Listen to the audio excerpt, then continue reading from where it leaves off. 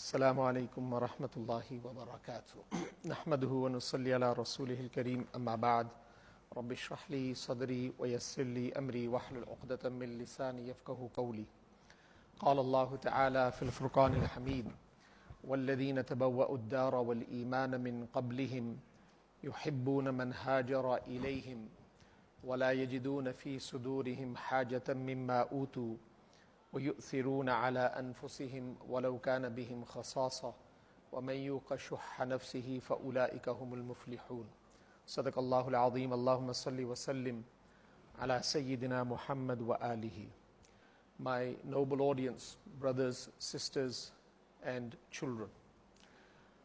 First of all, I would like to say Jazakumullah to each and every one for allowing me to share a few moments and express my deep sentiments.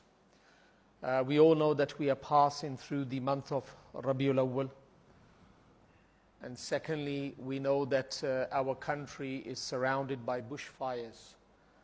So there's a few messages that we need to express in the 20-25 minutes that we have. And then of course I have come here for a reason, and I would like to make mention of that as well. So I ask Allah Almighty that in this short time, Allah grant me complete guidance and allow me to express what is lying in my heart. I came to Australia in '96 from Pakistan. I was born in England. I studied in Pakistan, and I was appointed the Imam at Holland Park Mosque. And I've had a good run, as they say. I've been there for the last 24 years. And it is the main mosque, we call it the Jami Masjid in Brisbane.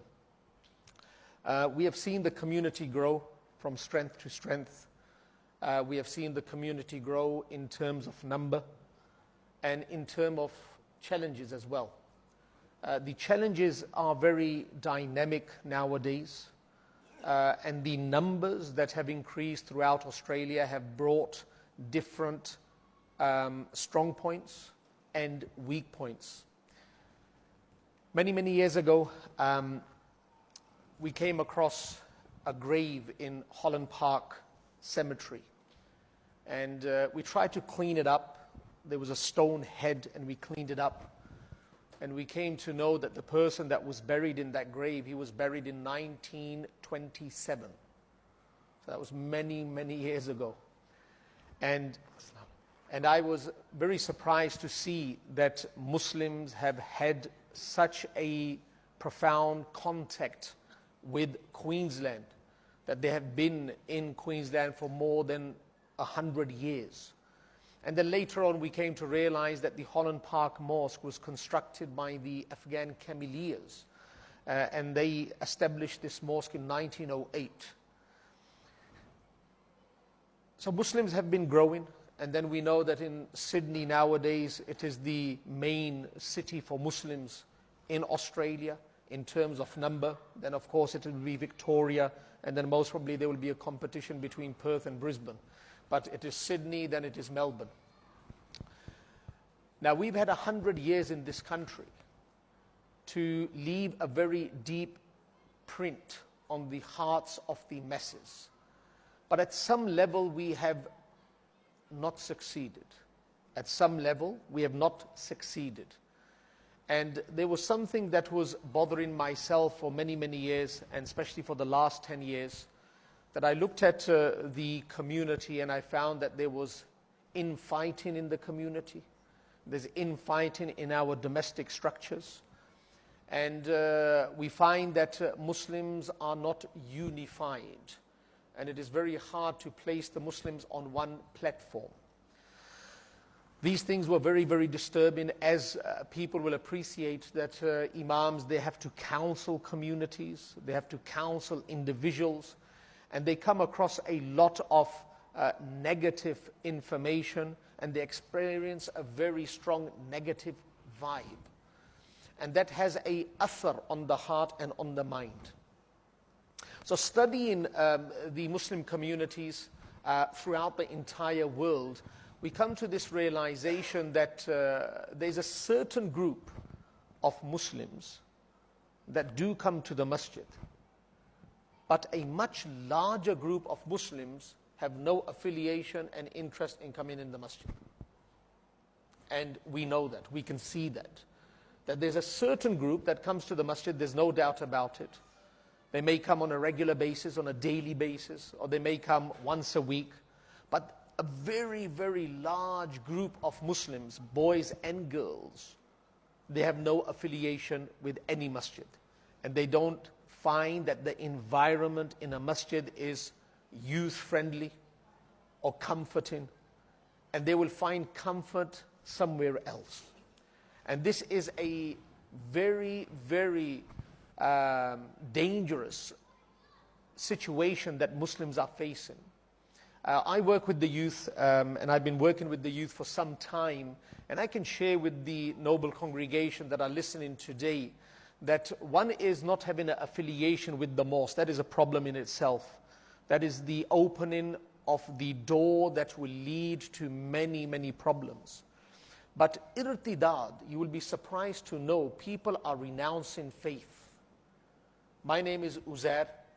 That's my name, Uzair, the Prophet Uzair. Just a few months ago, a person, a mother and a child, they came to my office. And the mother was crying. She was from Karachi. Her child was born in Australia. He's a doctor. And she started crying. And I said that, why are you here and why are you crying? And she said, speak to my child. And I said, what is the problem? And the child said, I don't believe in Allah. I don't believe in Prophet Muhammad sallallahu alaihi wasallam, and I don't believe in life after death. So he made it very, very clear, and he basically announced that he has given up the religion. And it was a shock, and I can't forget, because his name was Uzair and my name is Uzair as well. So we shared the name, of course, not the faith.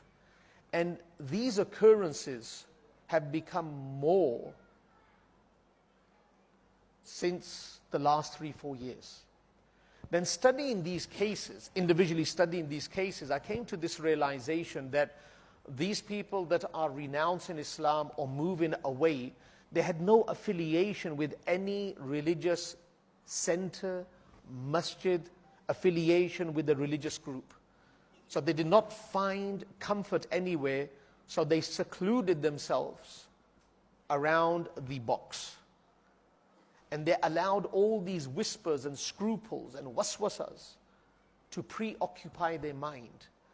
And slowly and gradually their mind became very, very venomous towards the religion of Islam. And a time came in their life that they gave up the faith. So the think tanks, and there are many, many think tanks, one person cannot come up with this vision. So there's a few people that came up with this vision that we need to remodify how we look at approaching the masses. You know, we have modified many things in life nowadays. And we see that in technology, there's a modification. And we have improved in technology. We have improved in medicine.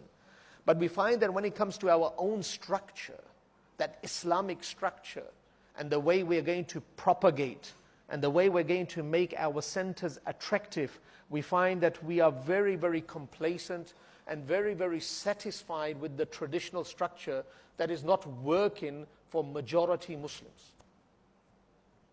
So if we have modified the structures in different facets of life, why not introduce some kind of modification to the structure of our masajids, keeping in mind the principles that uphold the sanctity, the izzat, the dignity of a masjid. Now, I'll give you one example. We, Holland Park Mosque, 1908, established in Brisbane. Across the mosque is a Salvation Army. We're talking about the bushfires right now. There's a Salvation Army that we bought in 2008. And I've been the imam there since 96, so the neighborhood knows me. So they know that he's the imam. I live across the road. So once we purchased that Salvation Army, was it the right thing to do? Only Allah knows. But I'm sharing my experience with you. For the next 1 month, people knocked on my door. And I'm talking about true blue Aussies. People that are homeless. People that are poor. They knocked on my door. And they said, are you the imam of that mosque? And I said, yes, I'm the imam of the mosque. They said, have you purchased the Salvation Army? I said, yes, we have purchased the Salvation Army. And let me just stop here. We purchased the Salvation Army so we can start a maktab there for the children, to teach them alif, ba, ta, tha, that is honorable, that is religious. But that was our purpose, that was our vision. They're knocking on the door and they're saying that, you purchased the Salvation Army? I said, yes, we have purchased the Salvation Army. I said, "Hamari roti ka kya hoga? What about our food? What about our shelter? We used to come here every second day for food and shelter. Are you going to provide that food and shelter?" Wallahi, I was speechless. Wallahi, I was speechless. I had no words. I had no words. But you know what really worked like a dagger in my heart? One lady came, budi aurat thi, bilkul budi. She came and she said, I cursed the moment when you Muslims bought that Salvation Army. I cursed the moment when you Muslims bought that Salvation Army. You didn't think about us? And you bought the Salvation Army? Doesn't your religion teach you about welfare? And that's something stuck in my mind. कि अगर हमने इन लोगों का दिल जीतना है, हमारी इबादत नहीं वो देखते. They don't look at our worship. They want to see our affiliation with them, our compassion with them. Maulana Ahmad Lahori Sahib, rahmatullah alayhi, one of the great mufassirs of the Quran, he encapsulates the essence, the gist of the entire Quran in 3 lines. He encapsulates the entire Quran, 114 chapters of unequal length, in 3 lines.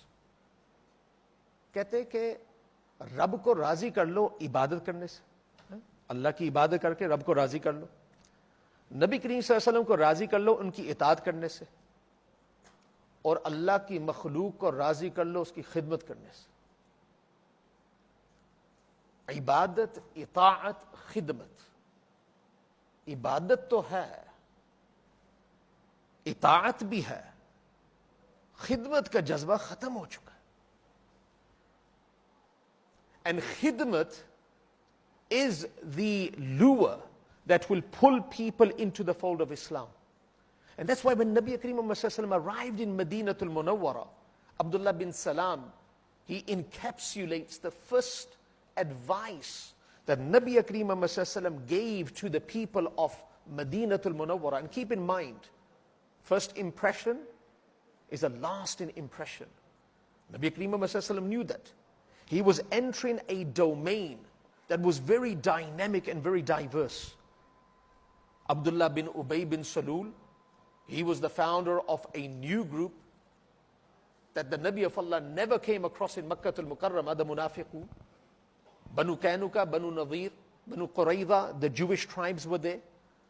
The Nasara were there. Aus and Khazraj, many people had accepted Islam, but many were on the borderline. It was a very diverse community.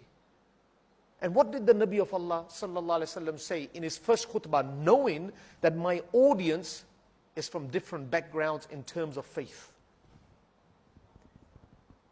He focused upon the conduct of a human being.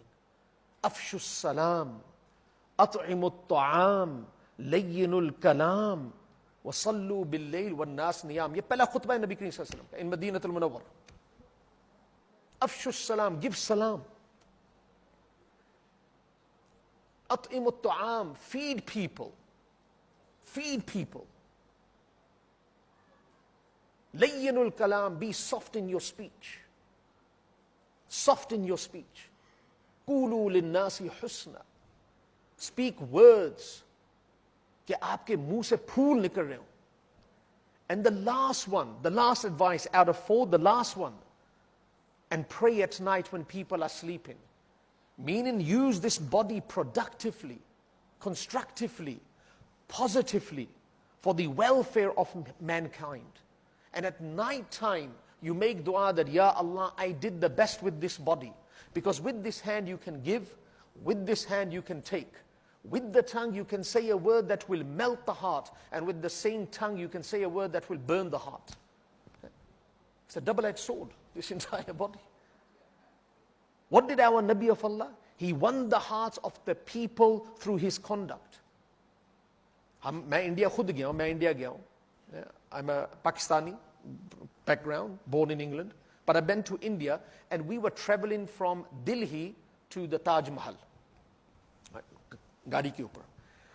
Whilst we were traveling, I saw a person, a Hindu person, and it was not one, there were 2 or 3 that were rolling on the road. Rolling. I said, stop the car. I said, ye kya kar rahe hain aap? What are you doing? So they had a translator. The translator said, he is performing the pilgrimage. I said, what kind of pilgrimage is this? They said that he will roll on the streets for the next 200 Ks. And that was the pilgrimage. Of course, nowadays when we come back from Hajj, we're complaining because there's so much walking to be done. But this guy was rolling on the road. His ibadat, of course, it's going to be of no benefit on the day of judgment. فَلَا نُقِيمُ لَهُمْ يَوْمَ الْقِيَامَةِ وَزْنًا. There's going to be no weight assigned to his worship. But in terms of worship, in terms of commitment, in terms of endeavor, Wallahu Akbar, much greater than us. I found a person who was standing on one leg, wallah, in a temple in Singapore. I went into the temple. So I'm a very inquisitive guy. I went into the temple and there was a person standing there on one leg. I said, how long have you been standing on one leg? He said, this is my fasting. I will stand on one leg for 1 week. Aur dusri tang uski sook gayi thi. So if we're going to try to compete with people in ibadat, we're going to lose. There are people that do more ibadat than us. And that's why Hazrat Aisha Siddiqa radiyallahu ta'ala anha, who is the translator of the Prophet of Allah, when she was asked that, how did the Nabi of Allah in 10 years? मुझे 23-24 साल हो गए Brisbane एक मस्जिद में कुछ नहीं किया अभी तक. हुजूर सल्लल्लाहु अलैहि वसल्लम ने 10 साल, सिर्फ 10 साल. In 10 years he won the people. And he did not win the body, he won the hearts and the soul. And she encapsulated the formula of success and victory by saying, Futihatil Madinatu bil akhlaq. The Nabi of Allah won the people of Madinatul Munawwara through his conduct. Through his conduct. We need to show this conduct to the wider community. And this will not happen if is dil ke andar narmi na ho. We have to have compassion for these people. I'm running out of time and there's so many things in my mind. I'm going to mention a story because I believe that this is something of my experience and I like to share this. Many, many years ago, I went to the hospital with one of my muqtadis. His father had diabetes and his foot was to be amputated. Uska paun kaatna tha. I'm a Muslim. He's my muqtadi. The person with me who took me to the hospital is the son of this person. Son. Wallahi, I went close to this person because his foot was to be amputated. The following day there was a stench. Badbu aa rahi thi. I went close. I said, Assalamu alaikum Abbaji. And I could not stand there more than 10 seconds. And I came back. His son went after me. Assalamu alaikum Abbu kya haal hai? Maybe he survived 30 seconds. He came back. Lekin jis cheez ne meri aankhon ko khola. A nurse came in. She's not related to him. The nurse came. She removed the bandage. She did not frown. She did not frown. She maintained that smile. She removed the bandage. She cleaned him. She stood over him for about 5 or 10 minutes while speaking to him, smelling the stench without allowing her facial expressions to change. And she moved away. I said to the son, Ye kya hua? He's a Muslim. I couldn't stand there. And something Allah put in my mind. Ki isko ek rahm hai. She has a ta'alluq with the patient. She's not looking at the patient, right? Or the sickness of the patient. That does not repel her. That does not deter her. Her love is for the patient, for the man. गुनाहगार से नफरत नहीं करनी, खा वो मुसलमान हो खा काफिर हो. Dislike the act. Maintain a smile on our face. Speak to humanity. Be in the forefront when it comes to helping. فَلَقْتَحَمَ الْعَقَبَةِ وَمَا أَدْرَاكَ مَا الْعَقَبَةِ. Surah number 90, Surah Balad. What will make you know what is a steep hill? Right now, if you told me to go for hiking, I will say, nahi, main idhar hi comfortable. I don't want to do any hiking. Because you have to exert yourself. Allah Almighty says, exert yourself. What is that exertion? فَقُّ رَقَبَةً أَوْ إِطْعَامٌ فِي يَوْمٍ ذِي مَسْغَبَةٍ يَتِيمًا ذَا مَقْرَبَةٍ أَوْ مِسْكِينًا ذَا مَطْرَبَةٍ. It is all welfare. Take care of the hungry.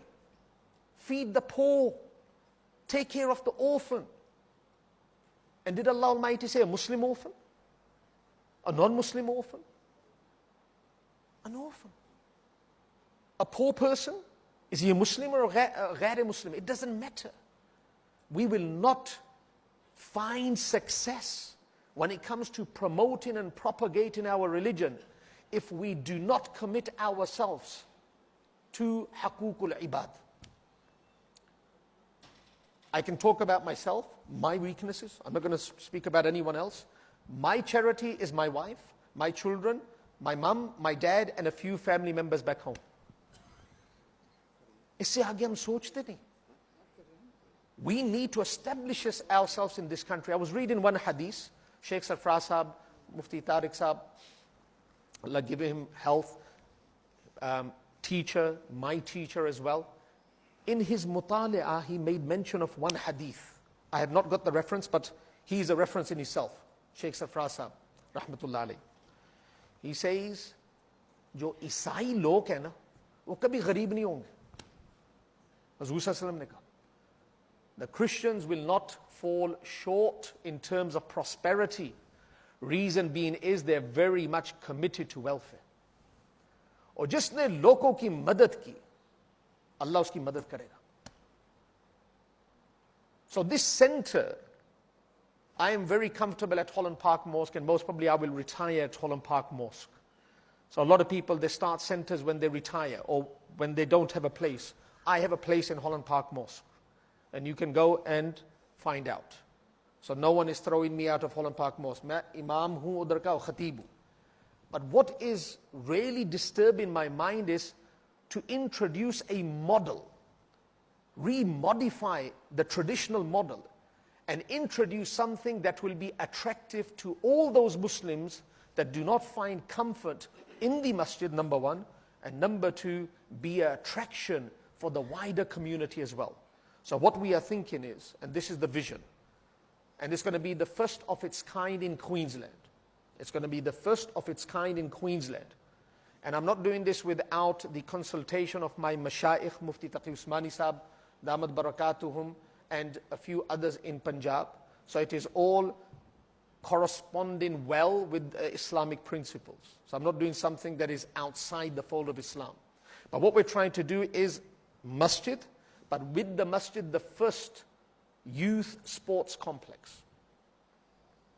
And this youth sports complex will be 2,000 square meters covered, with a cafeteria, with a full-fledged gym, with 2 or 3 snooker tables and 3 courts: soccer, cricket, badminton. So now it becomes the hub and the chill-out place for those people that do not come.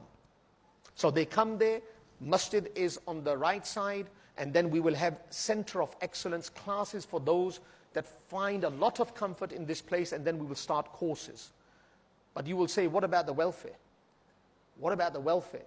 So we will have a wing in this excellence, this center of excellence, where we are going to be distributing food to the poor and the needy, Muslims and non-Muslims. So Allah ko bhi razi karna hai, Nabi ko bhi razi karna hai, aur Allah ki makhlooq ko bhi razi karna hai. And that's why I'm here.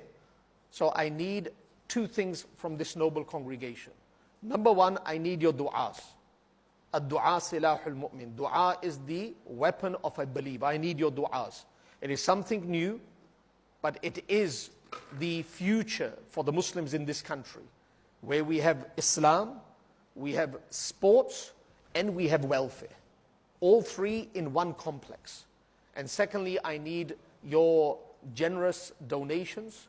And we will be outside. If you have any questions, you can pose those questions to me.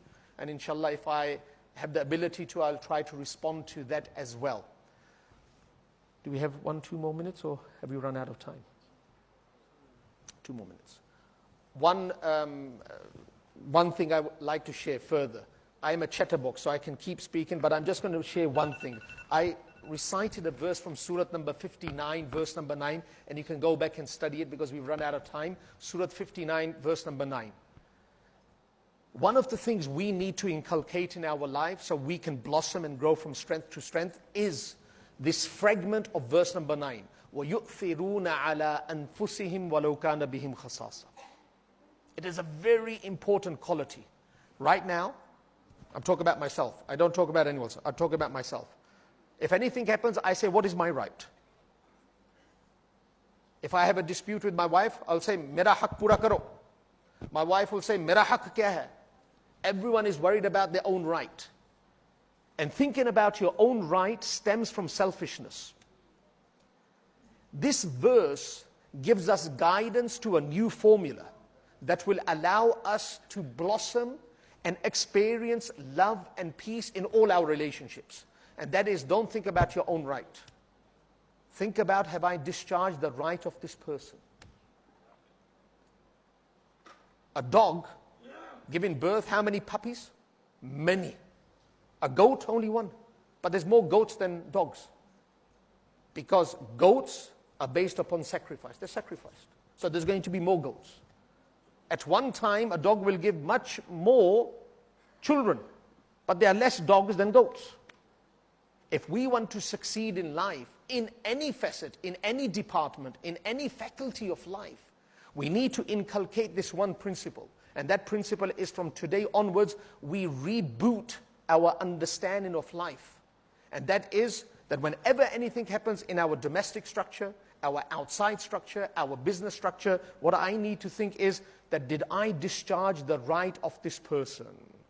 And if people can think like that, you will find आधे मसले तो हल ही हो जाएंगे. Allah Rabbul Izzat allow each one of us to attain the grace, the pleasure of Allah Almighty. If I said anything to hurt anyone's feeling, please forgive me. If I said anything to hurt anyone's feeling, please pardon me and forgive me. In addition, like I spoke about the welfare, we know that our country is struck by fires.